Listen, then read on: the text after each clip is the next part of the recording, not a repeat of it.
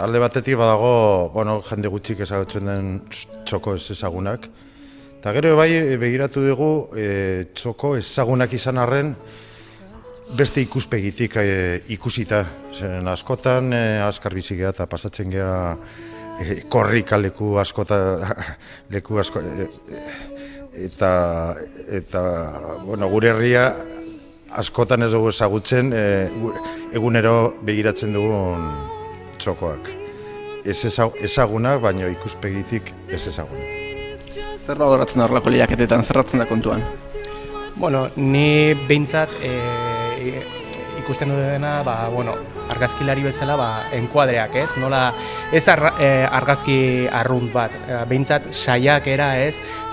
Ikuspegi desberdin bat izatea, eta geho pixka bat argia nola ikusten den, ez argazki arrunta, arrunta izan arren, behintzat saiakera argia hori ikusten, da pixka bat ezagutzen, ez? Hemen dago 40 argazki, 40 gehi bat esango nukenik, zeren erakusketa Josu Otagiren oroimenez dago, orduan 40 argazki lehiaketan parte hartzen dute, baina beste argazki bat Josuarena.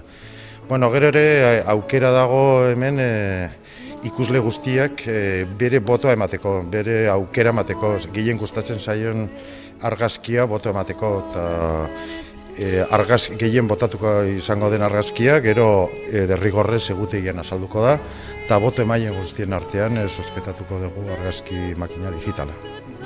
Urtetik urtera antzematea kalitate hobea, jendeak argazki hobeak ateratzen ditu? Bai, nabaritzen da eta pixkanaka jende ikusten da, saiatzen dela.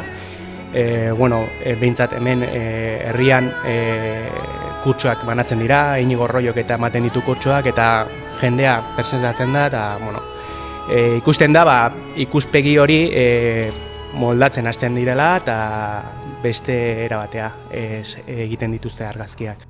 Gaurtik hau da 2 aste izango egongo irekita, asteartetik larunbat arte, arratsaldeko 5:00 8:00 arte.